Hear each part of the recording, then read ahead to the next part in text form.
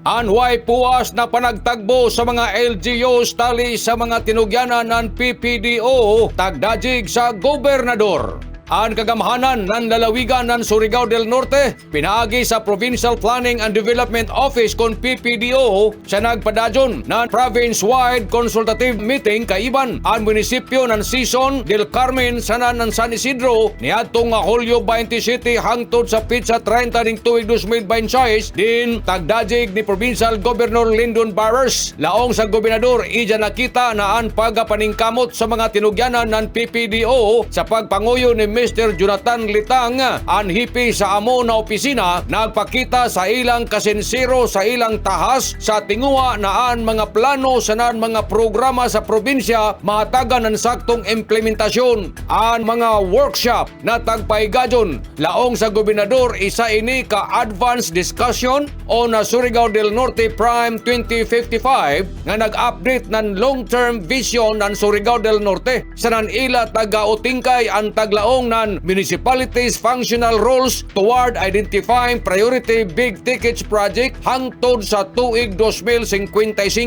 Subay niini mato ni Governor Barbers ini na aktibidad nagtumbok pasingod sa comprehensive land use plan sa non-comprehensive development plan ng component LGUs kaiban ang Provincial Development and Physical Framework Plan kon PDPFP. Ang kagamhanan ng lalawigan ubos sa administrasyon ni Governor Lyndon Barbers mipaabot sa ija sincero na pagdajig sa nan pagpasalamat ngadto sa mga municipal mayors, LGU officials, municipal planning and development coordinators sa nan an iban na mga department heads, technical staff, participating representatives tungod sa ijo paghatag nan maradyaw na pag-abi-abi sa mga facilitators din ang ginura ang magbayo sa ijo matod sa gobernador.